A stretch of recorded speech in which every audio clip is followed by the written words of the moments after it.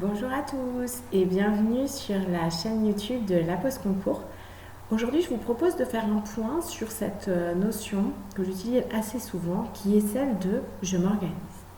Qu'est-ce que ça veut dire? Qu'est-ce que ça recouvre de s'organiser pour préparer un concours? Ce que je veux dire par là, c'est à la fois l'organisation temporelle et matérielle, c'est-à-dire très concrètement où est-ce que je travaille, est-ce que j'ai une pièce dédiée, est-ce que je compte faire ça au travail, porte ouverte, porte fermée, est-ce que j'ai prévenu mes collègues et mes supérieurs hiérarchiques que de telle heure à telle heure, je travaillais pour mon concours, est-ce que c'est ok pour eux, est-ce qu'ils en sont d'accord? Ou bien est-ce que je travaille à la maison? Mais là c'est pareil, est-ce que mon entourage est bien au courant que à ce moment-là, dans cette pièce-là, sur ce créneau-là, je ne suis pas disponible pour les affaires courantes de la maison, je suis disponible pour mon concours uniquement, ou dans un autre lieu. Donc la question, peut-être la première à se poser, c'est matériellement parlant, où est-ce que je travaille? La seconde, c'est à quel moment je vais travailler. Parce que vraiment, la régularité dans le travail, c'est quelque chose qui va vous aider. Plus vous l'aurez pensé, posé, établi en amont dans votre emploi du temps hebdomadaire, plus ce sera facile de s'y mettre, plus ce sera facile de s'y tenir. Sinon, vous allez avoir cette tendance qu'on a tous, assez naturelle, à reporter au lendemain, à procrastiner, à se dire « Oh non, j'en suis pas trop motivée, donc finalement demain je vais réviser ». Et puis demain ce sera peut-être la même chose, et demain, et après-demain, et après-après-demain. Et ensuite, vous allez avoir une première vague de démotivation qui arrive parce que vous vous direz finalement j'ai pas tenu mon programme de révision. Donc vraiment, même si au début ça peut vous sembler un peu fastidieux, peut-être un peu exagéré, plus vous allez poser les choses, je travaille de tel moment à tel moment dans tel lieu, plus ça va vous aider. L'étape qui vient juste après, vous avez vu, j'ai failli la dire, c'est je travaille dans tel lieu, de tel moment à tel moment, pour réviser, pour travailler, pour monter en compétence sur telle chose. Essayez d'établir une espèce de programme de travail de tout ce que vous allez devoir faire. Pourquoi? C'est pareil, l'idée c'est de vous assurer que tout va rentrer dans le délai imparti de révision et dans de bonnes conditions. Encore une fois, l'idée c'est d'arriver aux épreuves de la manière la plus sereine, la plus positive et la moins fatiguée possible.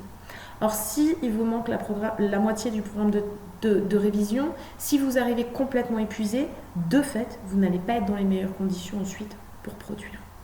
C'est pour ça que c'est vraiment important d'arriver à poser les choses, à les figer dans le marbre, à les partager aussi avec votre entourage. C'est souvent quelque chose qu'on ne fait pas parce qu'on se dit, en fait, ça ne regarde pas mon entourage familial, personnel ou professionnel. Et en fait, si. Parce que vous allez avoir besoin de soutien pour tenir dans la durée de cette préparation. Et plus les gens autour de vous seront au courant de ce que vous avez prévu de faire à tel moment, plus ils vous soutiendront, ou en tout cas, sans vous soutenir, au moins, ils ne viendront pas s'immiscer dedans ou, entre guillemets, bousculer et faire tomber toute votre organisation. Je m'explique. Si par exemple, vous avez décidé de travailler sur vos lieux de travail, après vos horaires de boulot, que vous avez l'accord de votre hiérarchie, mais que vos collègues de travail ne sont pas au courant, qu'est-ce qu'ils vont faire en partant? Ils vont voir la lumière, la porte ouverte, ils vont tous passer de manière très sympathique pour vous dire salut, à demain, t'es encore là, t'es sur quel dossier? Et là, à chaque fois, vous allez leur expliquer non, je suis sur ma démarche de concours, blabla. Et donc, vous allez perdre du temps, vous allez être coupé et vous n'allez pas être efficace sur le délai imparti. Même chose, si vous en parlez à vos supérieurs hiérarchiques, vous pouvez aussi attendre ou espérer qu'ils respectent davantage ce temps de travail, voire qu'ils vous encouragent, voire qu'ils en tiennent compte peut-être dans votre organisation professionnelle. Et c'est aussi quelque chose que vous pouvez discuter avec eux bien en amont, en leur demandant, en leur expliquant, en leur disant ok, là sur cette période, sur les prochaines semaines, ça va être un peu compliqué. Vous savez que je suis inscrite dans telle ou telle prépa pour passer tel ou tel concours. Est-ce qu'on peut envisager que réellement je ne termine pas après telle heure parce que je souhaiterais travailler sur mes concours?